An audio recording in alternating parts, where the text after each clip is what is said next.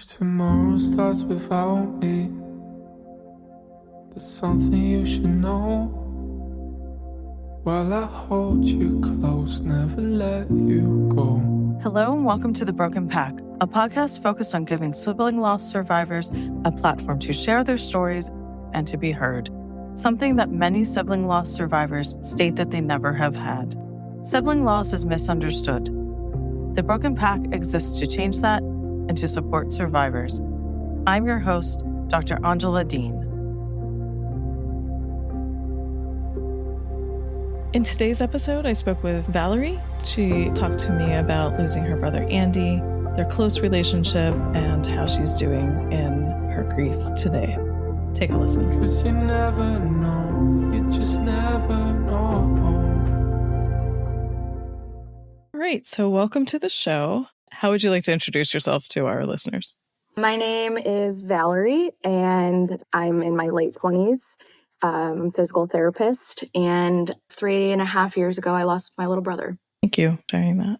Thank you. Before we dive into losing your brother, how would you like to introduce Andy to our listeners? Andy was kind of a hard guy to describe. We were polar opposites in ways. He had this harder exterior. People assumed that he didn't want to get to know you and that was maybe someone that he wasn't. To everybody that knew him and took the time to get to know him, once he opened up, he had the kindest heart and was truly willing to do anything for anybody that showed him kindness or that needed kindness. But he kept to himself because he knew who he was and he knew the kind of people that he wanted to keep in his life. I feel bad for the people that didn't get to know him because maybe they misjudged him, but he was truly a great guy. Oh, how was your relationship? Our relationship was fantastic. We had arguments and little fights, obviously, but he was 2 years younger than me, almost exactly. So we grew up doing everything together. We both played sports. We both cheered each other on. When I hear from my parents, always looked up to me, I think just because I was an older sibling. So he wanted me to be involved in everything. If he had something exciting, he would call for me and make sure that I was involved in that. There would be a few years where we weren't at the same school, but we got the opportunity to be in middle school and high school at the same time. So driving to school together and after school activities. And then once we got to college, I obviously went to college 2 years before him, but we would still come back together and we're still very comfortable with one another. And then he chose to go to the same college as me. Oh, well.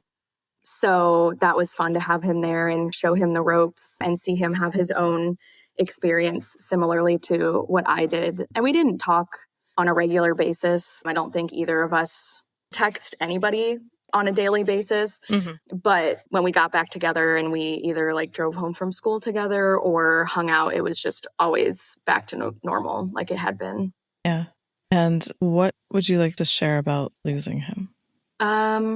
That's a big question. It is, yeah. I think I've come to learn that everybody has obviously a unique experience to losing someone. And so there are things with that somebody was going to pass because they had an illness. And there are different things that you lose someone suddenly. We unfortunately had to lose Andy very suddenly. So there was no expectation. When we were with him in the hospital for a few days, he wasn't conscious. So we weren't able to say our goodbyes. And it all happened very suddenly and semi-traumatically. And it came at just a very weird time. We were both getting ready to transition into adults outside of school. And so I felt like a chapter very abruptly closed and then a whole other book opened where I was hoping to have a new chapter in our relationship. So that was difficult. And I think there were a lot of nuances specific to our situation that made it difficult. Mm-hmm. And so he died fairly tragically. If I recall correctly, mm-hmm. He was supposed to be living next door to you. Yeah, so I was graduating from physical therapy school, and he, in 2020, was diagnosed with cancer. And so he had to drop out of school. He would have graduated a year prior to me, but the cancer was taken care of, and he was able to return to school that following semester. So it worked out that we got to walk at the same graduation ceremony together, which was really special. And then Very shortly after that, I was living in a duplex, and him and his girlfriend had moved into the other half of the duplex. And that was really exciting just because we hadn't been that close in proximity to one another since we lived at home. But then I had to go back to the other side of Michigan to do a clinical rotation. And so him and his girlfriend had probably lived there a week and a half. Then he had his accident, and 2-3 days later, we were already moving things out. So that week and a half that we were technically neighbors, I wish that I would have gotten to at least be there for that. We had talked about it, and we were texting back and forth during that week about, oh, there's this new restaurant opening up. We should go walk there when it opens, when I get back. And it was one of the first times where you realize stuff isn't always guaranteed that it's going to happen. Yeah, so we were planning to live next to one another, but we didn't actually ever get the chance to be neighbors, truly. Oh. So you were graduating with your doctorate and he was graduating with his bachelor's. Correct, yeah. Yeah. How cool that you got to walk each other across the stage. So cool. It was so cool. I was a little bit further up in the audience, and because all the bachelor students were behind us, we were supposed to file out in order, but he jumped the line, so to speak, and we got to hug and congratulate one another in the middle of the arena. And my parents both remember watching us walk out. If it had happened a month prior, there would have been disappointment in not being able to close out that experience that we had been waiting for. So I'm very grateful that we got to have at least that experience, even if we didn't get to have the ones after the fact that we were hoping for. Yeah. So you mentioned that he had cancer before. Obviously, that's unrelated to the accident. Correct. Yes. I wonder how that impacted your relationship or thinking about his mortality or yours. Years before. Yeah. Thankfully, it was very early, and it was a very low risk form of cancer. So we really weren't too worried, but it did make me think a little bit harder about I could lose him. But truthfully, he lived life very free, and he wasn't scared of anything. He for sure thought he was invincible. So I feel that I worried all the time. It sucked eventually that it came to fruition, all of that fear that I had. But his freshman year of college, maybe his sophomore year, got in a terrible car accident. That was his fault because he was just carefree and no one was hurt, thankfully. But that was the kind of stuff that I worried about on a regular basis. And so his accident had nothing to do with being a daredevil or reckless behavior. He was just skateboarding with a friend, doing normal stuff that he did every day. So it was interesting that after all the things that we had worried about him doing, was just something pretty casual. But I do remember for a short time after he was diagnosed and before he had his surgery, thinking a little bit about, okay, I worry sometimes, but this is something that could actually impact him. But I am glad that we didn't lose him to that. Like I said, different circumstances for people, and he at least got to live a few years so that he was able to finish out his degree. So yeah, he was an interesting person because that kind of thing did make me worry, but I don't know that it impacted me as much as it would have if he wasn't such a carefree person. Understandable. My own brother was the worst driver. I just always assumed that would be how he would die, and it wasn't. Yeah. Right. Yeah, it's interesting how you live your life up until that point, and then something completely different happens. Yeah. Do you want to say more about the accident? I can. He was longboarding, which is skateboarding essentially, but the board is a lot longer. And the city that we lived in had lots of very dangerous for somebody on a skateboard hills. And his buddies would go out at 3 a.m. and longboard without helmets and much more reckless behavior. He was with one of his good friends that he had lived with for the last couple years. And according to his friend, it just happened so quickly and he must have just shifted his weight or hit a curb or a crack or something, but he fell backwards and hit his head. His friend had to call 911. My parents were 2.5 hours away on the east side of the state. I had a day off from my clinical. I had done 1 day at my clinical rotation. I had the day off. I was at the gym and I got a frantic call from my mom because I hadn't answered my phone. I just remember her saying, "Andy hit his head. You have to get home now." I was a little bit nervous at that point, but for whatever reason, my brain just decided he has to be okay. we're going to go see him, but like he has to be okay. He skateboards all the time. We unfortunately weren't able to get a lot of information from the hospital because he was over 18. The nurses couldn't tell us a lot from what I understand. So we drove for 2 hours, not really knowing what state he was in. That's really interesting, given we both work in healthcare, and I understand that. But I guess I never really thought about, yes, over 18, there's a limit to what they can tell you unless you're the emergency contact. I don't know all of the details, whether or not he wasn't established at the hospital that they took him to. So I don't know if he had emergency contacts. And from my understanding, when we were driving, they did tell us that he was getting a CT scan. In my head, I was like, okay, if they're doing a CT, there has to be something they can do if they're willing to do imaging. There's still hope that something could be changed. Right. We flew at like 100 miles an hour for the 2-hour drive, just like people to get out of our way. And so I have a lot of sympathy for people that speed, even though there are a lot of people out there that are speeding for no reason. But I always try to hope that they have an emergency that they're trying to get to, because that was us. And we looked like crazy people down the highway.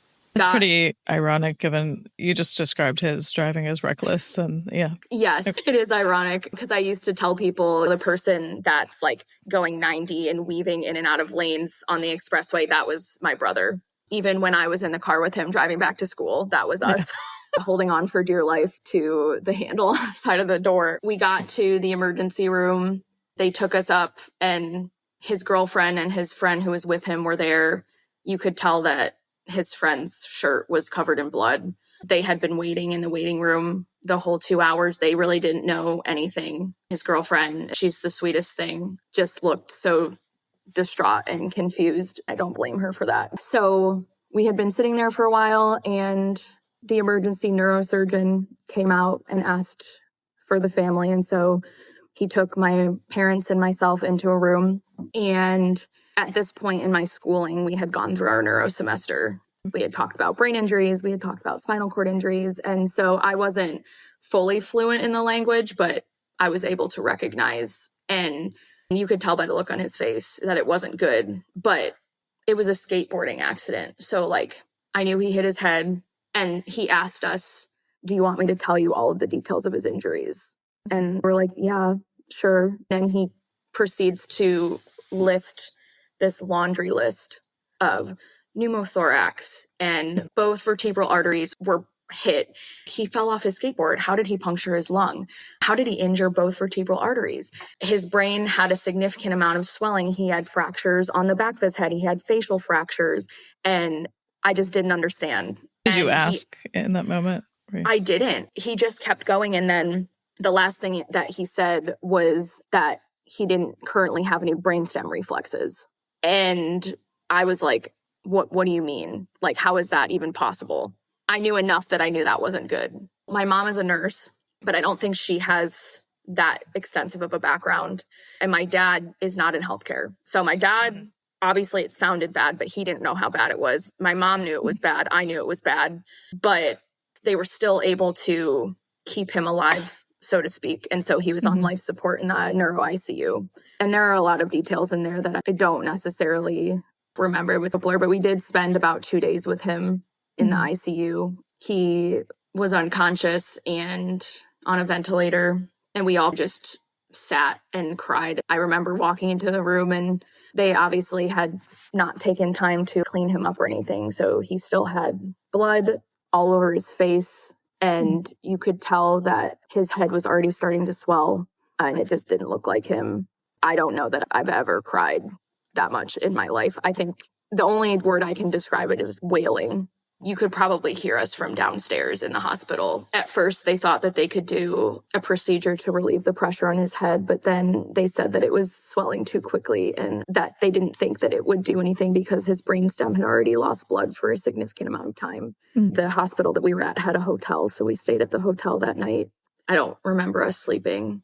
And then the next morning, as soon as we could go visit him, we did. At one point, it must have been just a physiologic reflex. I saw his foot move, and then he started choking.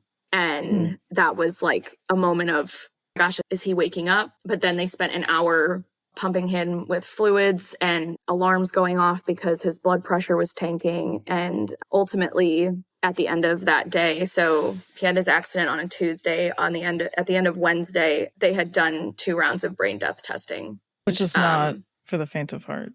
No, listeners, that was really tough. We were at a teaching hospital. And I don't feel that the doctors had the appropriate bedside manner for family members. We had his girlfriend and his friend leave the room, but I was there for the one and watching them checking for pain reflex and all of that was tough. And then unfortunately, my mom was the one that had to make a lot of the decisions by herself because my dad didn't have the knowledge to make those decisions. But once they do that final round of brain death testing, then that's official time of death. So they turned off the ventilator, and the nurse was kind enough to turn off the vital monitor so that we didn't have to go through hearing all of his vitals go and the machine beeping, and they shut the lights off for us. And then the nurse let us know when officially was no longer being supported by the machines. And I think in all of that being really traumatic, the hardest part was just having to leave him there. It's a little bit graphic, so I apologize, but I kissed him on the forehead before I left and he was cold. And then the nurse said she would take care of him, but we just had to leave. And then we left the hospital and we were like, what do we do? Yeah. And we hadn't eaten. So it was so bizarre. There was a McDonald's by my apartment and we went through the McDonald's drive-thru 15 minutes later.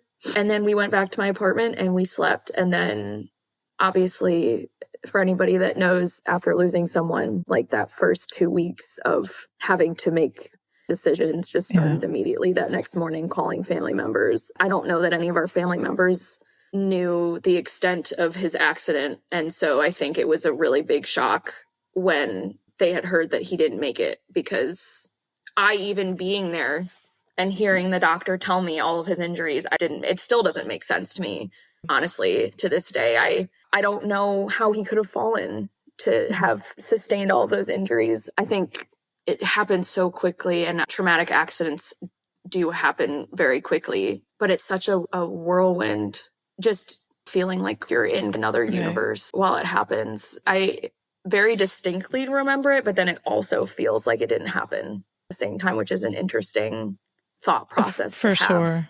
It's shocking. Like, I'm somehow in this dream in which your brain is protecting you from the shock of it all. So when you think back on it, it's really hard to feel like it's real. Right. Yeah. And there are gaps in those 2 days. We really didn't do much. We just sat and prayed and stared at him for him to wake up. Because I've told people this before, you just see so many movies and TV shows, which obviously aren't reality, but where the person ends up waking up. And so then your brain tells you, like, that's how it's going to happen. We just have to wait. Right. If we wait long enough. But what they don't show you is in that circumstance, he couldn't, with the extent of his injuries, like, they weren't going to let us stay in the hospital for a week and see if he recovered, unfortunately. And I don't know if we could have tried to stay longer to push off the brain death testing, but ultimately I try to tell my parents, with something that there's not really anything that you can do about it. There's no hoping that it's going to get better. For sure. It strikes me that the brainstem not functioning, and then you're being told he's going to be put on life-sustaining support, feels like that was probably hard to put together, especially given what you know. Yeah, I don't know that I fully processed it at the time, but when somebody gets put on life support, you do feel like there's some hope. And I feel like our hope was maybe if his brainstem is able to perfuse. I wasn't sure at that time, being a student, what the odds were that if you are lacking those vital reflexes that show you that you have of your brain that gives you life, whether they could come back or not. I think I was just hoping and praying that it could. It is interesting. I don't know that I've ever thought of it that way, wondering why they decided to put him on life support if he was missing those vital, life-sustaining parts of his brain. But I am glad, in a way, that as traumatic as it was, that we did get to have those couple days all together. It was my parents, his girlfriend, his friends, and then his girlfriend's mom had driven up to be with us. And so there were back and forth of crying, begging, and telling memories. So I think that ultimately I wouldn't have wished that we didn't have those days with him. So whether or not the life support could have or would have done anything, I do feel like those days were helpful to a certain extent, which seems like a weird word to use.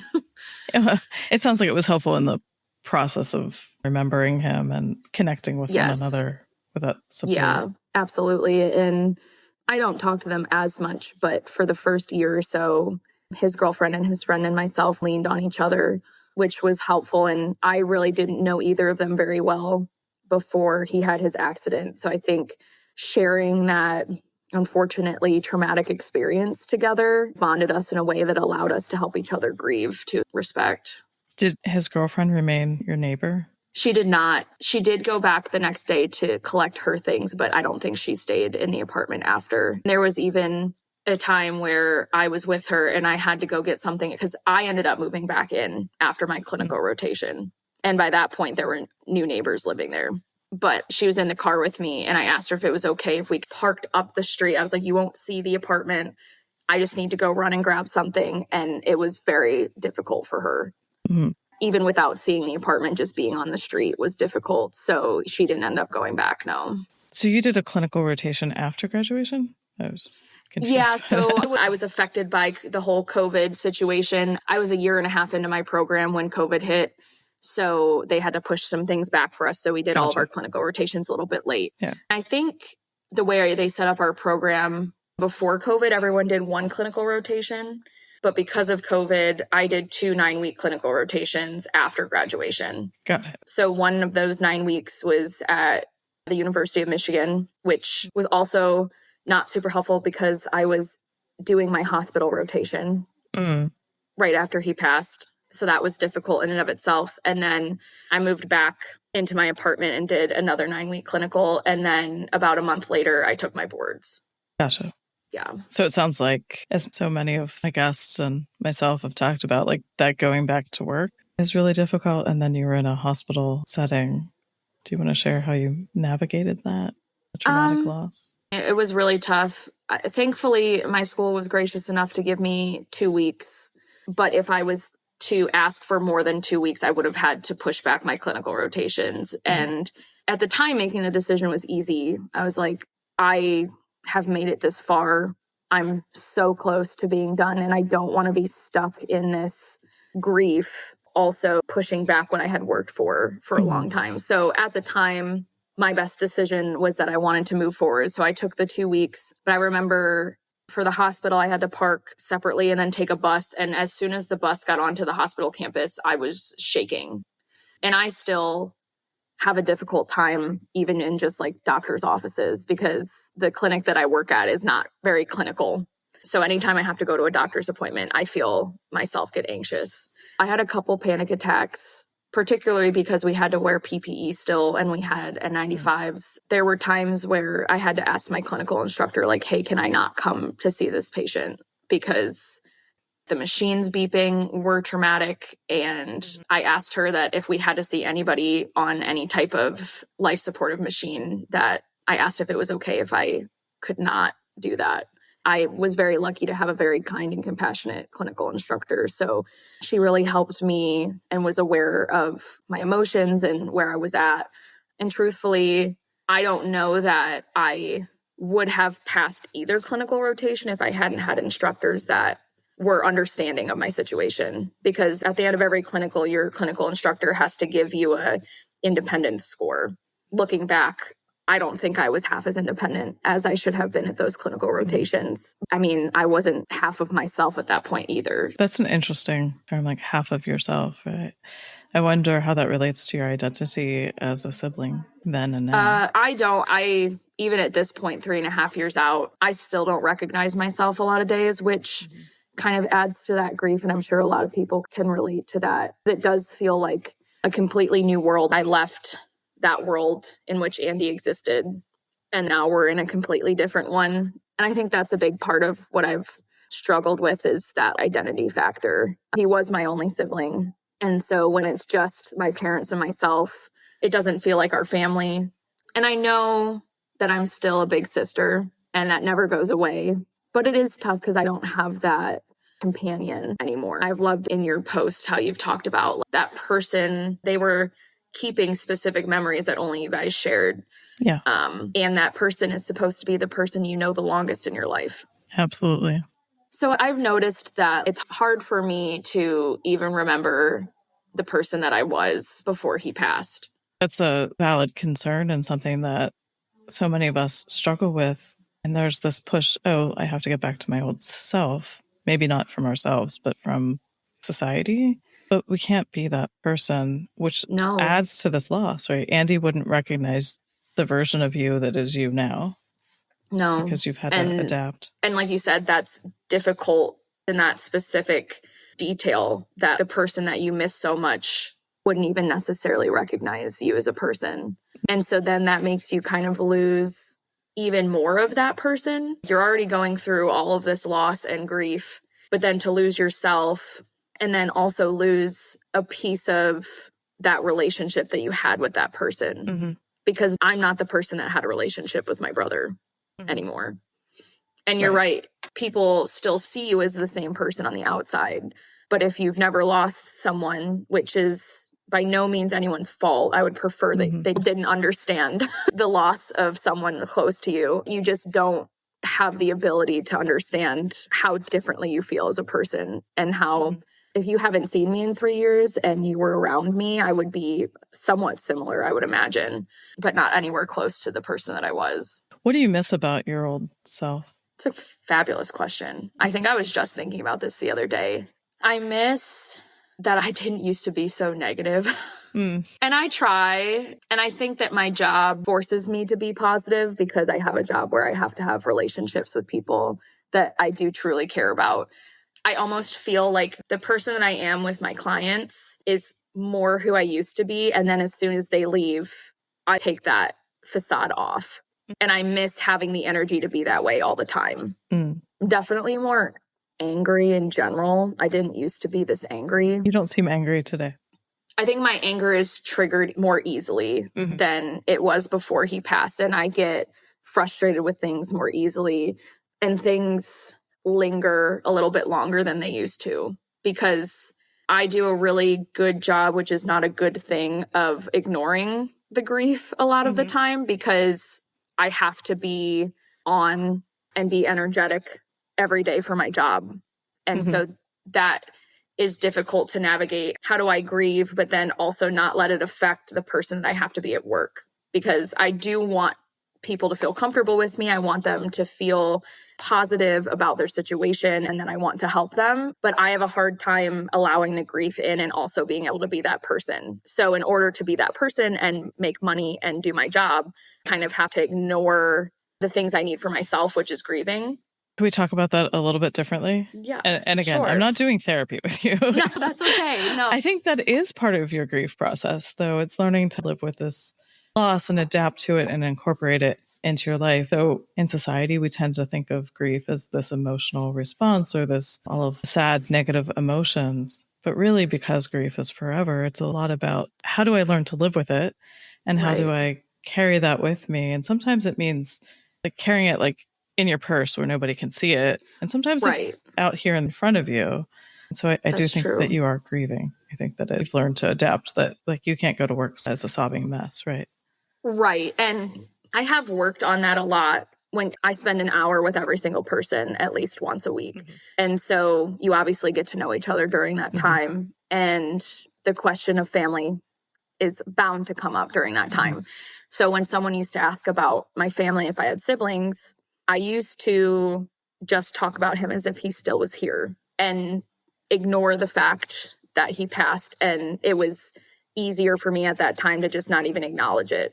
But now I feel more comfortable stating the fact that he's not here. So that if somebody asks me, do you have any siblings? I say, and I don't know if I'll probably change this as time goes on, but I had a younger brother and he passed 3 years ago. And then depending on how comfortable the person is with grief, a lot of times people aren't expecting it. Right. Because I am very young. I don't think that is even a thought in their mind, I could have lost a sibling, let alone my only sibling, just because people don't think about that on a regular basis. They're asking you a very innocent question. They're just making small talk. Oh, exactly. And then I drop this huge bomb on them. But I feel more comfortable doing that now, and I can tell that they're not comfortable. Then I just move on. That was really hard.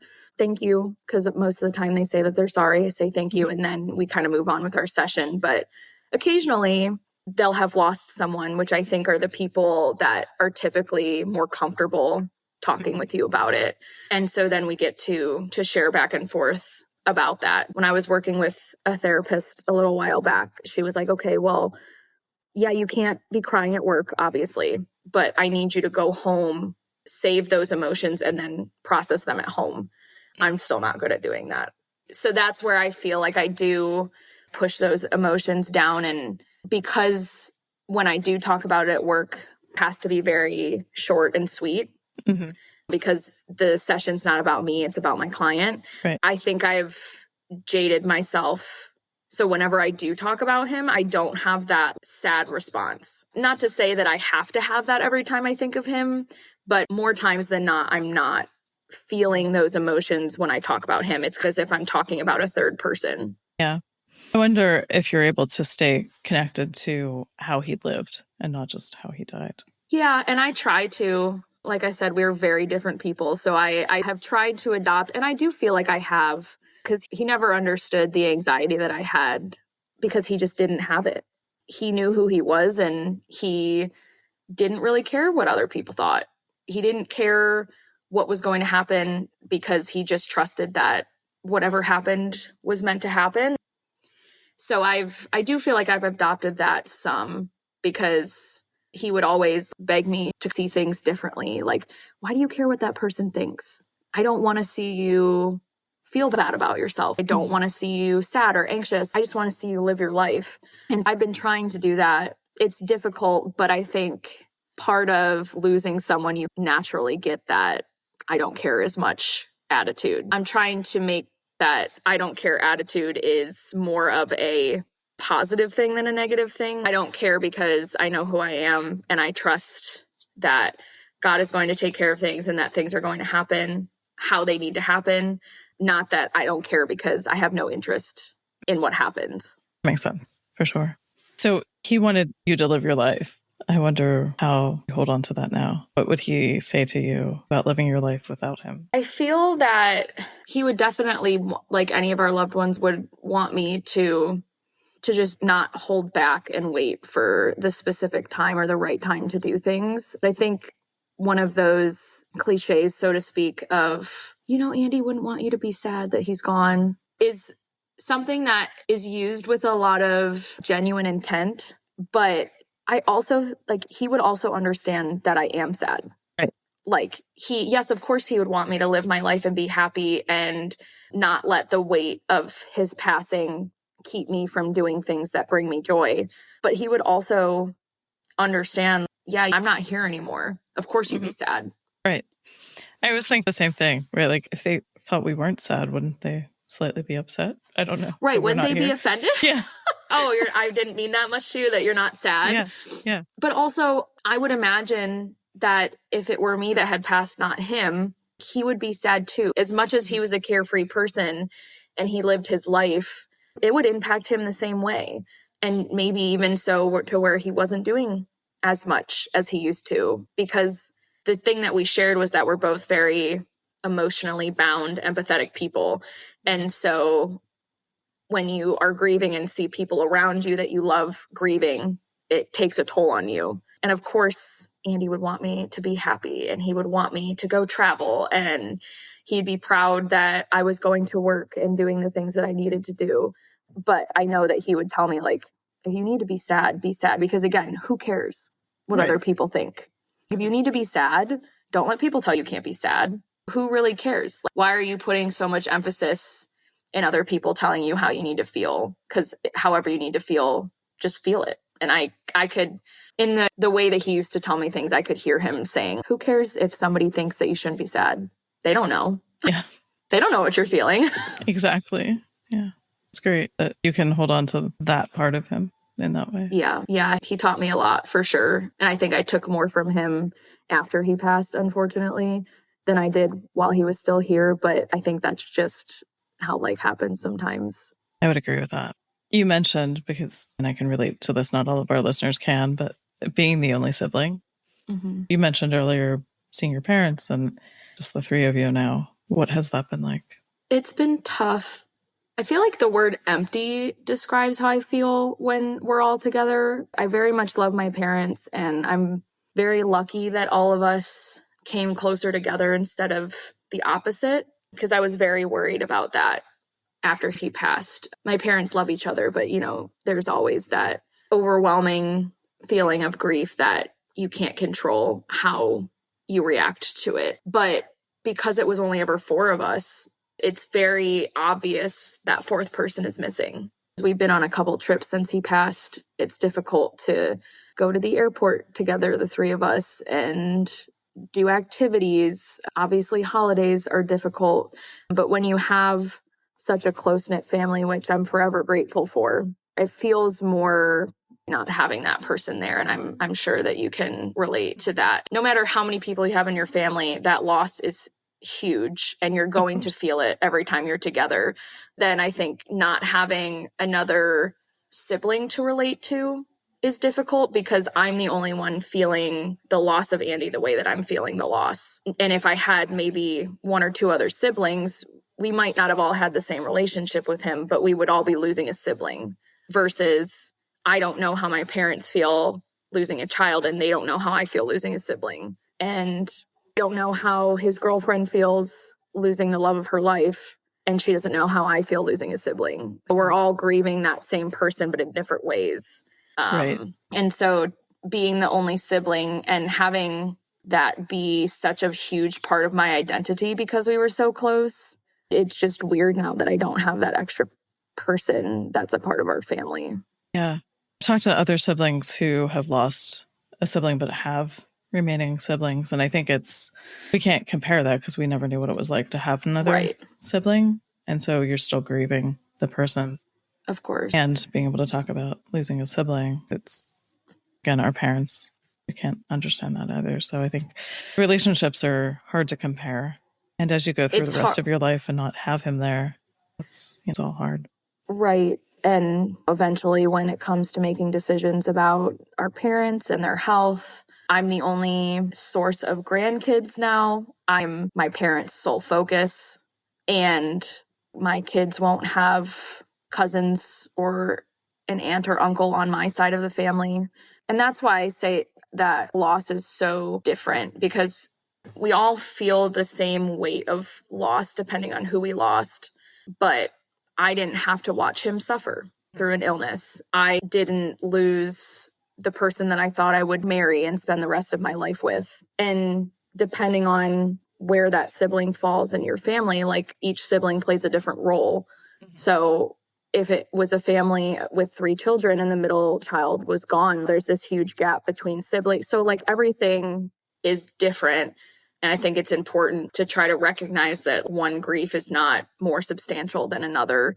But I do feel like as a whole, sibling grief is a little bit like down at the bottom of the totem pole as far as what people recognize or remember, just because losing parents or losing children or losing significant others comes first in most people's minds, to no fault of their own. Yes, which is exactly why we were talking, because that's why I started this whole thing. Have your relationships with your parents changed? A little bit. We're all grieving a little bit differently, which is hard. I think the basis of our relationship has remained the same, but I do sometimes feel more of a responsibility to make sure that they're okay, just because there's no one else. But we might be a little bit closer, which is a good thing. And we definitely spend more time together, just the 3 of us. And that's odd too, because it was rare that I was just spending time with just my parents. Do you live near them? Not anymore. So I just moved down to North Carolina a couple months ago, but they're back in Michigan still. That's been tough for them too. It's interesting because definitely more attention was put on Andy because he had that carefree attitude. And so my parents worried about, is he doing well in his classes that we're helping to pay for? And is he spending too much time enjoying life and maybe not doing responsible things? Or like, is he safe? Now all of that attention is put on me because I'm their only concern. Mm-hmm. But I think as a whole, outside of us grieving differently, our relationship hasn't changed a whole lot other than they're different people as well. They're not the parents that I knew when Andy was here. Yeah. And so I'm glad that didn't change our relationship a whole lot, but it's hard to not get to see that spark in them anymore. Yeah, I think that's a secondary and also ambiguous loss that we experience as siblings with parents that are still living. Our parents are not going to be the same people, just like we're not the same people. And so there's a lot of loss there. Yeah, of course, I've been with my parents and we've laughed and we've had fun and we've done things together. But you can just tell that light inside of them that you get when you have children and you raise them. And you're finally excited to see what they do with their lives. And then you don't get to experience that. That loss, I can tell, has just drained them a lot, which as it should. But it's just hard to see people that you love so much also hurting. So yeah, that's definitely a big part of the loss as well. Are there things that you wish other people understood about sibling loss? Oh yeah, absolutely. I even think people that have lost siblings that they weren't close with growing up or didn't have that close relationship with their siblings, they're still grieving significantly. But people that haven't lost their siblings that weren't close, or maybe there was a large gap between them and their siblings, I just think that it's something not a lot of people think about as how heavy that loss could be. And that grief in general, I have so many things that I've learned in the last 3 years that I wish people knew. I've realized even myself before Andy passed, I did not know how to handle grief. I didn't know how to think about others that were grieving. But with sibling loss, there were many of times where it was just me and Andy in the basement playing video games. And now that he's not here, I can't share those memories the same way. I can talk about them, but I can't say, oh, do you remember that one time? Or do you remember when we did this or we got in trouble for this? Or remember when mom and dad used to do this? All of those things that are an essential part of how you grew up and who you are as a person are not gone, but you don't have that person to talk to about them anymore. There are so many times where something comes up so specific to our childhood, and I try to talk to my boyfriend about it, but if he didn't experience it the same way, it's not his fault, but he doesn't understand. And so then you don't get that satisfaction of getting to be nostalgic. Right. Because that wasn't the person you shared that memory with. And so I think a lot of people also don't realize that sibling loss gets tucked behind the other losses of that person. I've never experienced this personally, thankfully, but I can imagine, or I've heard people talk about, you need to take care of your parents, and everybody else gets more attention. And if you don't understand what it's like to have that sibling relationship, of course, you're not going to be able to understand how hard that grief is, and that it's not any less than others. It's just different. Exactly. I've said that a million times, that it is just different. I'm glad that you haven't heard that. Most of us have heard, at so least. I'm glad that you have not had that. I think that people in general don't think before they speak, and it hurts my heart to know that those types of things are set, because it just takes away from what you're feeling. And you already feel, as a sibling that's lost a sibling, you already question how valid your grief is, because, oh, I didn't lose my son, I didn't lose my spouse, like he was my brother. But even though deep down that it's a huge loss, the way that people act make you already start to question a little bit, like, right, we're disenfranchising our own grief in that way. Yes. I wholeheartedly want to believe that people aren't saying these things without thinking. I just think, like you said before, you didn't know much about grief until you lost Andy. I think people just don't understand what to say. And so they say Correct. something and not realizing how hurtful it can be. And I've no doubt in my past said some of those terrible things to people. Oh, I'm sure I have too. Meaning well, but I don't say them now. Right. Yeah, and that's why I try my best to have a lot of grace for people who have never experienced grief. Because like I said earlier, I hope that you don't understand it. It's a terrible thing to go through. And everybody is very genuine. I think there are some times where people want to know that they've said something. And so even though they are being genuine and they have thought about what they've said or what they're going to say, everybody lives their lives and life goes on. And so they're trying to check the box of making sure that they checked in on you or they've said something to try to make you feel better.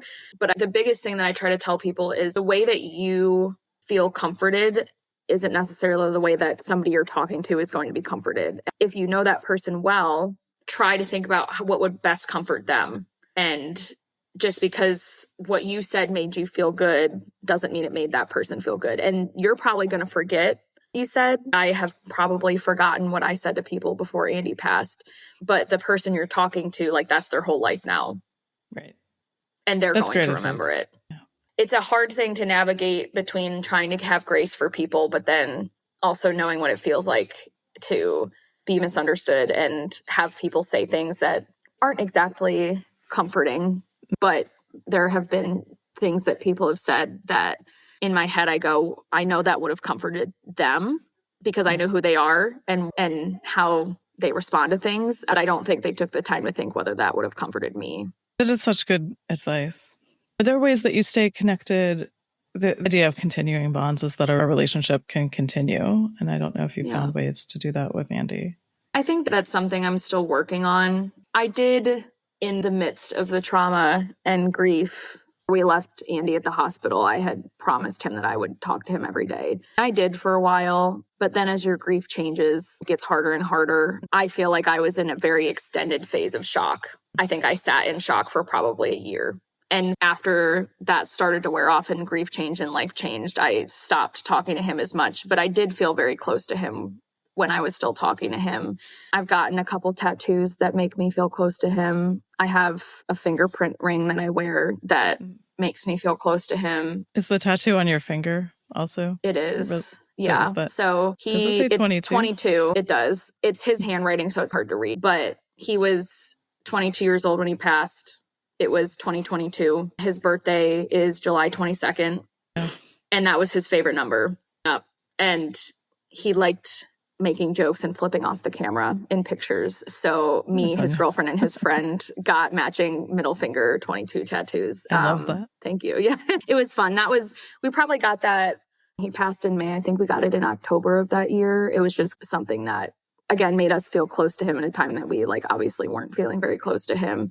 But I think the best way that I feel close to him is just getting to talk about him. So for grief in general, the thing that I recommend to everybody is just ask about that person. Mm-hmm. Because as much as you think that they don't want to talk about that person because it's hard, you talk about the person you've lost less and less the longer they're gone. And I'm sure you know this as well. But if you can spend a couple minutes being uncomfortable so that you can take a couple minutes of discomfort away from the person who's grieving, that means the world to them. So just getting to share about Andy, which I've tried to do a little bit of through social media. So starting a page where I just force myself to talk about him because it makes me feel a little bit better. And then I feel like he's not as lost because he was just this extremely unique person. And to not have him in this world anymore is hard to know that he's no longer affecting people in the way that he did. Then I'm very grateful to have our whole childhood on film. So watching family videos of us and looking back through pictures and things like that are hard, but it does make me remember him more and force me to think about him more, because the longer I go without thinking about him, then all of a sudden it hits me I don't remember my brother that well.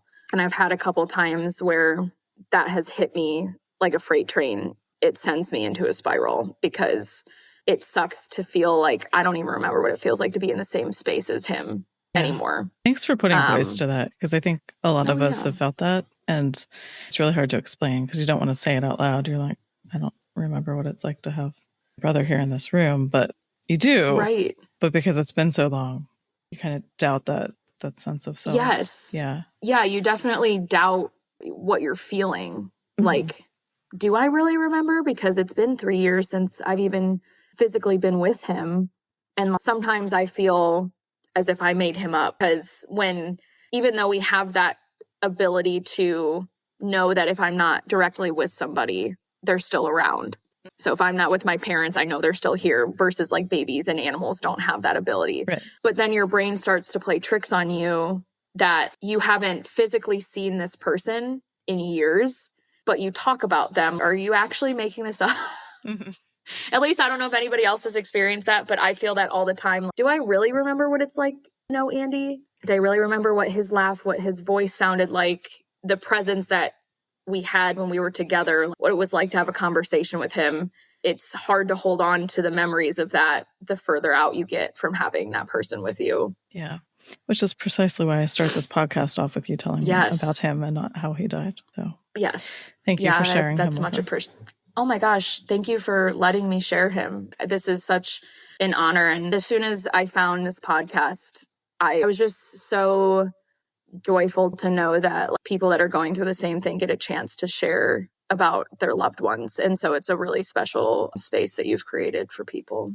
Well, thank you. Before we wrap up, what are some of your favorite memories of you and Andy? I love that question. I've shared this on my TikTok page. There are two, well, they kind of go hand in hand. I loved being in the car with him. He had a very interesting music taste. He used to drive this hatchback Ford Focus. I think it was like a 2012 that rode super low to the ground. And he had the bass all the way up all the time. And so like when I would drive with him in the car, not only were we driving like a crazy person, but we were bouncing up and down to the bass of the music. And so we were either about life or just jamming out to some music. But I was in grad school and we were both living in the downtown of where we were at. If I went out with friends, I would normally go out with my roommate and her boyfriend, but occasionally either she wasn't going out or she was leaving early or she wasn't coming back to our apartment. And so I would text Andy and say, hey, are you free tonight? Would you be able to drive me home? Every single time, yeah, when do I need to come get you? And so I would text him at the end of the night. He would roll up and he would most likely be listening to whatever music, and it was already blaring so I could hear him before I even walked out of whatever bar or restaurant that I was in. Then he would drive me home. He would make sure I got inside and text me when he got home. But I found out after he passed, I was talking to his girlfriend about it, and she told me that if I had texted him, he would cancel all of his plans for the night. And he would wait at home for my text to make sure that he could come get me. That's very sweet. I know. And it was very sweet of him to come get me. And I knew that at the time, but to hear her tell me that like he really enjoyed being the one to come pick me up is really special for me. And so I'm really happy that we were close enough that she was able to tell me that, because it added more of a special moment those times. It was quite a few times that, and I'm not a big partier or a big drinker or anything, but being a responsible person, not wanting to drive myself home. So I would always just see if he could take me. I also loved getting to see him be in a relationship, which I think because he was a very closed off person, not very many people got to see how good of a boyfriend he was. He had always told me, like, I don't care to be in a relationship. I'm being on my own because I don't have to worry about anyone else. But he loved his girlfriend, and they had such a genuine, sweet relationship. And I was so proud of him getting to be selfless and that kind and that loving to somebody else. So I loved getting to see him play baseball and playing Wii together and all the memories that we shared when we were kids. But I think that's one of the coolest things I got to witness was him growing into this person that met a girl that he was head over heels for. We went on a family trip to Florida, and she's really fair skinned. In the pool that we had at the Airbnb, there was no shade. So he built a little structure so that she could sit in the pool and be in the shade so that she'd get sunburnt. He's always been a sweet person, but I didn't know he had that side of him. And so I love the fact that I got to see her bring that side of him out and that I got to witness how good of a partner he was. Yeah, that's so loving. It says a lot about him. Yeah, he was, again, you wouldn't necessarily know that about him. He was very stoic, and he was tall and stocky and didn't really smile all that often. When he was just out and about, he was very serious. Even at family events, he would just sit off to himself. And if somebody talked to him, he would engage in conversation, but he was most likely just like sitting doing his own thing. But if you knew enough to go up to him and talk to him, that's all he needed, to know that you cared about him and to know that, okay, this is somebody that I'm going to take care of now. Oh, thank you. Thank you. All right. Well, it was a pleasure to meet you and talk to you. It was a pleasure to meet you as well. And thank you again for letting me talk about Andy. For sure. Thank you so much for listening. Our theme song was written by Joe Mylward and Brian Dean and was performed by Joe Mylward. If you would like more information on The Broken Pack, go to our website, thebrokenpack.com. Be sure to sign up for our newsletter, Wild Grief, to learn about opportunities and receive exclusive information and grieving tips for subscribers. Information on that, our social media, and on our guests can be found in the show notes wherever you get your podcasts. Please like, follow, subscribe, and share. Thanks again. You're second guessing, oh, you never know, you just never know.